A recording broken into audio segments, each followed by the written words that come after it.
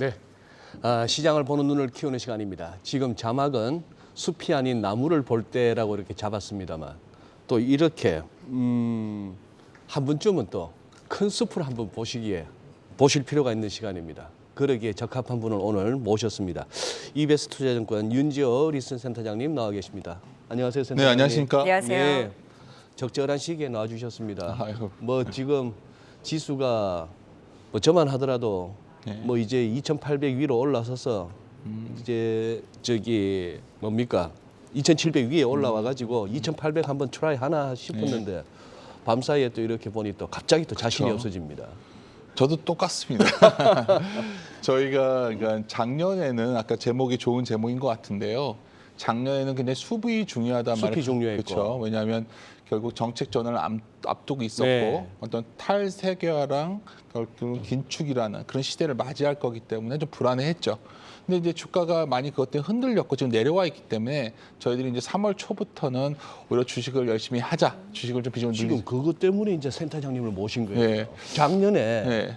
작년에 무슨 뭐 3,400 간다, 3,500 간다 이럴 때 센터장님은 지속적으로 기회 쓰실 때마다 하방을 조심하라고 하셨어요. 또 실제 그런 장이 왔고. 근데 지금 이제 금년에 들어서는 올해는 주식하자 하시거든요. 네, 3월 때부터 뭐 그때부터 지수 올라온 거 없습니다. 다 2,650 정도였는데 그렇죠. 네. 뒤에 이제 그림을 보여드리겠지만 굉장히 IT 같은 건 잘 안 되죠. 그 네. 일반 투자자분들이 좋아하시는 삼성전자, 카카오, 크래프톤 이런 건 잘 안 될 것 같아요 앞으로도. 그냥 오히려 다른 것들이 그 갭을 메우는 시장이기 때문에 결국은 아까 제목처럼 숲보다 나무를 잘 골라야 되는 시장에 와 있는 거고요.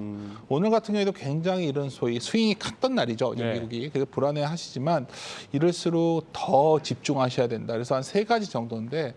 길게 보면 아까 방금 전에 말씀드렸지만 탈세계화라는 긴축이라는 이 두 가지 불확실성이 생겼기 때문에 불확실합니다. 네. 근데 우리 앞에 놓여진 거를 한 1년만 놓고 보거나 6개월에서 1년 놓고 본다면 우려를 상당폭 반영해 왔다는 게 중요하죠.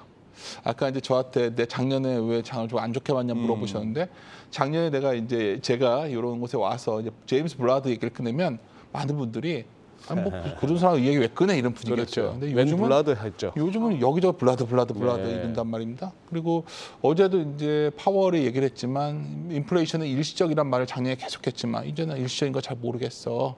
근데 어제 이제 했던 말은 결국은 어떻게든지 물가를 잡아야겠다. 그래서 50bp 할 거야. 빅스텝이야. 근데 이제 걱정입니다. 네. 만약 5월 달에 50bp 안 올리면 큰일 날 것 같아요. 지금 이제는 안 올리면 이상해집니다. 그렇죠. 네. 정확히 대표님 말씀하신 것처럼 시장의 성격이 결국 이러한 우려를 얼마나 반영했냐가 중요한 거고 그거의 기준점이 되는 것은 결국 물가의 피크 시점이 언제일까?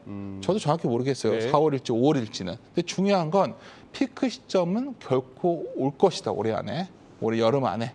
그렇게 본다면 지금 구간에서 정확한 시점은 알 수 없지만 위험을 늘려가야 되고 중요한 건 무엇을 사야 되냐에 관한 거겠죠. 네. 그러면은 결국 시차를 두고서라도 가격 전가 가능한 기업들. 그래서 최근에 나오는 것들이 뭐 음식료 같은 회사들이 좋았던 거죠. 그래서 뭐 우리 곡물 가격이 올라갔다가 판가 올렸지만 내려가도 다시 판가 안 내리는 것들.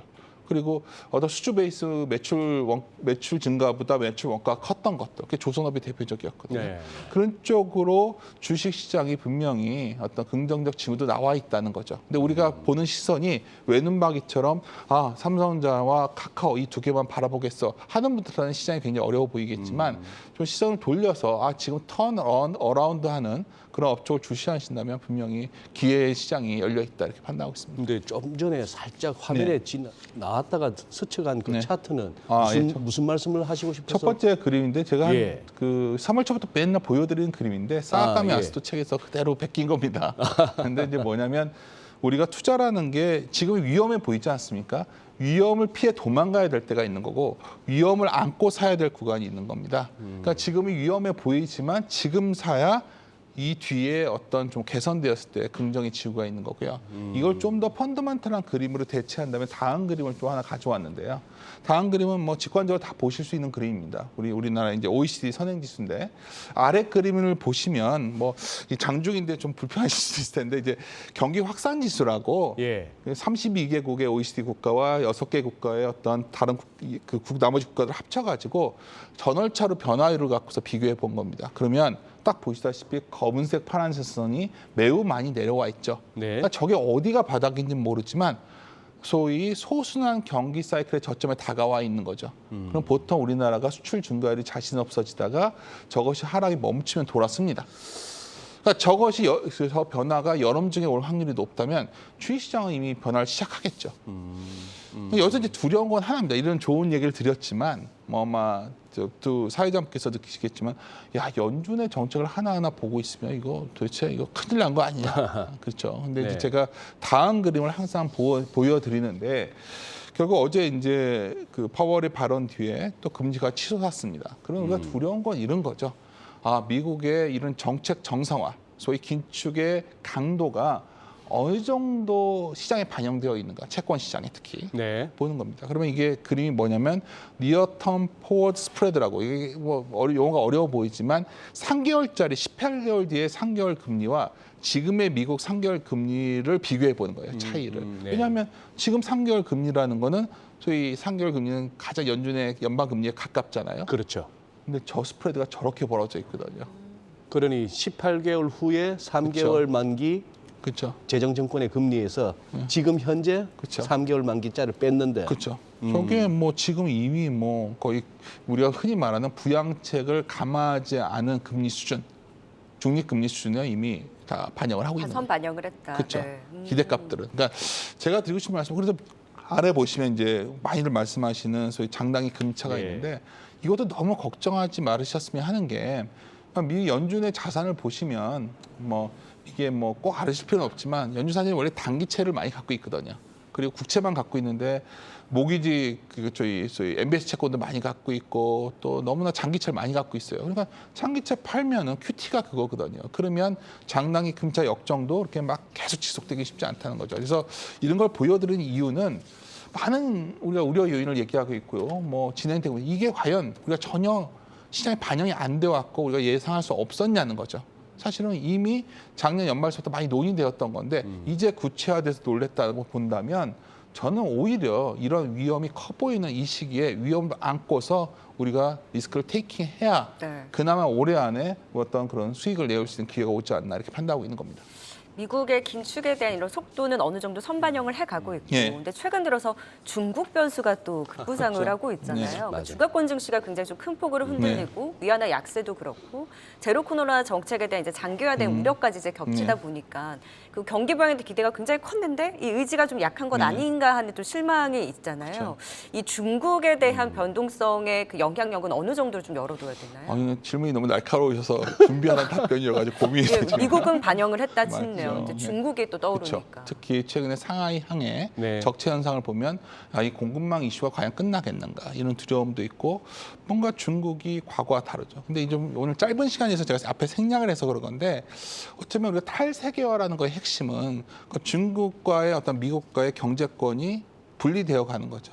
어제 파월도 그런 얘기했던 거 아닙니까? 탈세계화 같은 부분들. 네. 그러니까 제가 이제 이걸 갖고서 뭐 70년대 브레튼 우즈 체제 붕괴 뭐 너무 확대 해석 같아요. 뭐 그렇게 될 수도 있는데 굳이 지금 고민하시지 말라는 거죠. 지금은 오히려 어떤 미국 위주의 회복 여부가 매우 중요한 시점이고 중국이 어떤 주된 변수가 아니라는 거는 최근 1, 2년간 주가 흐름을 보면 과연 중국과 연동됐으니까 미국과 물어본다면 미국과 연동성이 그렇죠. 높았죠. 네. 그래서 그걸 좀 짧은 시간이기 때문에 이렇게 말씀을 드렸고 기회 주시면 다음에 그 부분도 왜 지금 그렇게 봐야 되는가를 좀 말씀드릴 수 있을 것 같고요.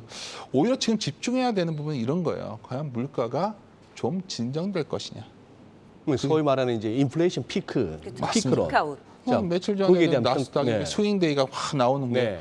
아 이거 좀 피크 나오는 거야 했다가 또 그렇죠. 사람 아니었다가 이걸 아무도 알 수 없죠. 근데 저희 같은 사람들의 애널리스트들은 주로 이제 데이터를 보면서 추론을 하가는 겁니다. 네. 그래서 이제 다음 그림을 하나 보여드리고 싶은데 다음 그림이 이제 여러 가지 물가 지표 중에서 좀 나눠서 보자는 거예요. 그러니까 중간재 PPI라는 건 이런 거죠. 예를 들어서 뭐 자동차가 완성제라고 본다면 중간에 뭐 부품들이겠죠. 그런 중간재들의 물가는 상당히 안정화되고 있어요, 사실. 그러니까 이런 제품들이 안정화되어 있고요. 보통 이게 안정되고 나면 소위 PPI가 안정되죠. 그 다음에 코어 CPI가 안정되고 CPI가 안정됩니다. 근데 이번에 3월 물가를 보면 아시다시피 코어, 그러니까 소위 그 에너지와 식료품 뺀 네. 것들, 네. 코어가 직전 전망치보다 낮아졌잖아요. 전월 대비로 0.5, 0.3으로. 이런 시그널들은 상당히 그때 기대감을 갖게 해주는 요인이에요. 네. 그러면 어제 파월의 발언이 좀 안 좋은 얘기도 있지만 기본적으로 너무나 이런 공급망 이슈 기다리지 않겠어. 나는 일단 수요 억제를 통해서라도 물가를 잡겠어 선언을 했지만 만약에 아까 이제 중국 얘기도 하고 여러 가지 얘기했는데 좀 공급망 이슈가 다소 완화되는 조짐만 나와줘도 상당히 이거는 물가가 오히려 지금 우리가 이렇게 걱정을 하고 있지만 한 가을 이후에는 물가가 생각보다 많이 진정되네. 그러면 많은 기업들이 이 코스트가 올라온 걸 전제로 해가지고 이익 전망을 낮췄을 수도 있고요. 또 하나는 원가를 올려놔도 많이 들 줄 알았는데 아마 원가가 좀 내려가는 현상도 나올 수 있겠죠. 우리가 지금 모든 현실을 멈춰있다 생각을 하지 말고 좀 이거의 변화 가능성이 어떻게 나올까의 가능성을 추론해 본다면 지금은 오히려 그러한 지금 현재 우려스럽긴 부분들이 개선 가능성이 상당히 높다. 그냥 무조건 정책이 변환되고 탈세계화가 큰일 날 거야. 이 시각보다는 오히려 이러한 소위 반대의 기회 가능성을 찾아보는 게 적절한 시간이 아닌가 저는 이렇게 판단하고 있습니다. 제가 이렇게 센터장님 설명을 듣다 보면은 네. 그런 느낌이 들어요. 사냥꾼 중에 네. 막 이렇게 뭐 노루가 됐건 뭐가 됐건 멧돼지가 됐건 막 쫓아가는 사냥꾼이 있는 네. 반면에 길목을 지키는 사냥꾼이 있거든요. 예. 센터장님은 후자 같아요. 좋은 표현이라고 저도 생각하겠습니다. 예. 쫓아가다 보면은 짐 빠지고 막 실망스러울 때도 있고 그런데 작년 하반기 이후에 이렇게 깊은 조정을 갖다가 미리 예고하신 거나 지금 시점에 또 이렇게 올라갈 수 있는 그 말씀은 당장 오른다기보다는 또 좀 견딜 수 있는 구간이라는 말씀으로 저는 이해됩니다. 그렇죠. 그러니까 우리가 작년에 왜 너는 이 말을 안 했냐면 작년에는 네네. 비싸니까 우리가 어떤 현금을 3천 이상 좀 확보해 둬야 네. 우리가 다음 기회를 잡을 수가 있는데 여기서부터는 밀려서 제가 모르죠. 뭐 누구 말대로 5월에 한 번 더 빠진다, 6월에 한 번 더 빠진다, 뭐가 기회다. 근데 저는 그런 건 알 수 없다 보는 거예요. 다만 여기서는 물려도 회복될 수 있는 지수되냐 가격이냐 이게 중요하고 지금 살만한 소위 제가 좋은 주식이라고 표현한다면 좋은 기업이 합리적 주가에 와 있는 좋은 주식이 있느냐를 질문해 본다면 합리적인 주가. 그렇죠. 리즈너블 프라이스죠. 그러니까 그런 주식이 상당히 많다는 거죠, 지금. 그래서 그 지수가 오늘 많이 흔들린 날이지만 이런 날은 내가 저런 좋은 주식을 사야 되는 날일 수도 있는 거예요. 그래서 오늘도 그러한 날이 아니었을까 저는 조심스럽게 희망 섞인 어떤 전망을 하고 있습니다. 네. 근데 아쉽게 지금 그 좋은 종목 안에 삼성전자와 그 지수 관련주들은 안 들어가는 거예요. 이런 거죠. 그러니까 쉽게 말해서 우리가 최근에 보면 넷플릭스가 큰 좋은 사례가 될 것 같아요. 예. 그래서 포스트 팬데믹 이후에 뭐가 안 좋아지는 업종들 있잖아요. 네. 그때 수혜를 받았던 기업들. 그게 넷플릭스도 있을 거고 여러 가지 기업들이 있습니다. 그러면 가장 수혜를 받았던 기업이 뭐였죠? 우리가 너도 나도 노트북을 샀었고 TV를 샀었습니다. 결국 내구재 쪽의 수요는 앞으로 향후 몇 년간 크게 늘 수가 없어요. 그러니까 최근까지 실적은 좋지만 과연 그리고 코스트 올라온 것들 가격 전가도 쉽지 않아요. 네. 최근에 저도 스마트폰을 바꿨지만 이것들 스펙을 보면 고사양으로 가거나 아니면 여러 가지 그런 마케팅 전략이 나옵니다. 그러면 좋아질 곳은 어딜까? 제가 계속 아까도 처음에 말씀을 드렸지만 아마도 우리가 서비스 수요 쪽에 많이들 몰리겠죠. 그리고 턴어라운드는 뭐냐면 최근에 미국에서 코카콜라 같은 주식이 왜 올라갔으며 항공주들이 적자에서 이제 흑자 돌지 모른다. 이 정도 반응에도 불구하고 항공주들은 뿜없습니다. 그런 네. 것들은 결국 뭐냐 우리 시장에서도 결국은 이러한 소위 턴어라운드 스타일을 찾아야 되는 상황이기 때문에 이게 리오프닝이다 이게 단정 지으시는 게 아니라 실적이 지금보다 나아지는 다양한 형태의 기업들이 있는데 공교롭게도 그러한 기업들은 수출 환경이 그렇게 좋지 않다 보니까 중소형주 중에서 실적이 좋아지는 것들이 의외로 많습니다. 네. 그러면 과연 그런 것들을 하나하나 골라낼 능력이 되신 분들은 제한적이겠지만 제가 일일이 다 설명을 드릴 수는 없고 분명히 그러한 소위 일드 헌팅이 가능한 그러한 소위 기업들이 좋은 기업이 있다면 찾아보면 된다는 생각이에요. 한마디로 말씀드리면 제가 복잡하게 말씀을 드렸지만 결국 포스트 팬데믹 이후에 이제 좋아질 업종이나 종목들이 분명히 눈에 띄었고 좀 쉽게 접근하면 음식료 같은 것도 해당되는 거고 네. 아까 저도 말씀드렸던 조선도 해당되는 거고 여행주도 해당되는 거고 이런 것들을 쉽게 놓지 마시라는 거죠. 이런 것들도 너무 사고 팔고 하시면 별로 도움도 안 되시는 그런 시간 아닐까 봅니다. 말씀 그대로 정말 숲이 아닌 나무네요. 그렇죠. 그러니까 시장 자체적으로도 개선에 대한 기대감이 있기는 하나 지금 우리가 어쨌든 코로나 이후의 시장을 준비하는 데 있어서 턴어라운드도 정말 각양각색의 이제 다양한 형태의 종목군들이 있는데 그렇죠. 그 안에서도 다음 페이지 네. 그림을 보여드릴까요? 네. 혹시 준비가 되면 제가 아주 단순한 그림을 오늘 장중 시간이어서 가져왔던 건데 이게 시총 비중입니다. 시총 비중을 저번 저점 3월 8 이후에 저희가 소위 시장에 대한 긍정적 의견을 바꾼 뒤의 의견인데 그때 주된 논리는 결국 반도체 같은 소위 대표 주식들을 줄여가지고 다른 걸 사자는 논리였고요. 네. 지금까지 어느 정도 부합되어 왔다고 자인합니다. 수출주라도 성격이 다른 거죠. 자동차는 우리가 수요를 마음껏 못했거든요.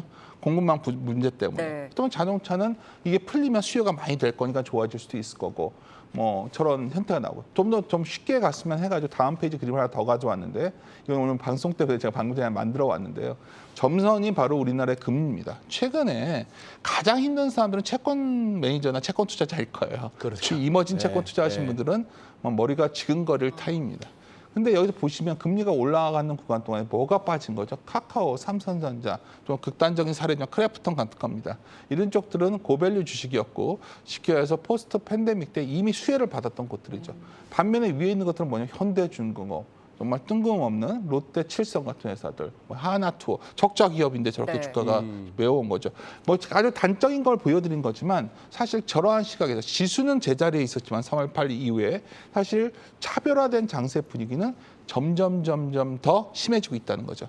오늘 이 시점도 동시에 똑같이 좀 부진했을 때 저런 것들이 우리가 선택해야 될 것들은 너무 뻔한 겁니다. 포스트 팬데믹에서 아직 우리가 회복이 되지 않았던 네. 기업들을 찾아낸다면 저는 분명히 시장의 어떤 수부의 흔들림에 너무 치우치지 않아도 시장을 충분히 견뎌갈 수 있지 않을까 이렇게 판단합니다. 네, 그래요. 센터장님 이제 마지막 네. 뭐 질문이 될 것 같습니다. 일단 우리 투자자분들에게 뭐 어떤 두려움보다는 계속 기회를 한번 노리라는 네. 그런 메시지로 저는 이해하고, 네. 네. 그래도 이제 2분기 또 나름대로 짚고 계신 어떤 또 다른 변수가 있다면, 즉 작년에 제임스 블라드를 언급하신 것처럼 네. 지금쯤 하나 언급해 주신다면요. 그러니까 저는 성격이 그러니까 어떤 우리가 항상 모두 다 동조하는 의견을 가면 사람들이 평판 리스크를 해서 굉장히 편해져요. 사람들이 좋아하기 때문에. 예. 한 반문하셔야 된다고 지금도. 무엇을 사람들이 가장 원할까? 사람들이 무엇을 원하는 오늘 방송 와서 저에게 원하는 답이 뭘까? 제가 시청자들이 좋아할 만한 답변은 삼성전자 걱정 마세요. 그 얘기랑 두 번째는 장기적으로 근심이 됩니다. 얘기 두 번째. 큰 위기가 오니까 그때 한번 기회 잡으세요. 네. 이 두 얘기 아닐까요? 그 얘기하면 안티 안 생깁니다. 다들 좋아하시겠죠. 근데 네. 그거 두 개는 답이 아니라는 거죠. 답이 아니다. 그게 답이 아니었을 때의 경우의 수를 추론해 보시면 지금 해야 될 우리가 행동이 뭔가를 스스로 답을 찾지 않으실까 생각합니다. 네.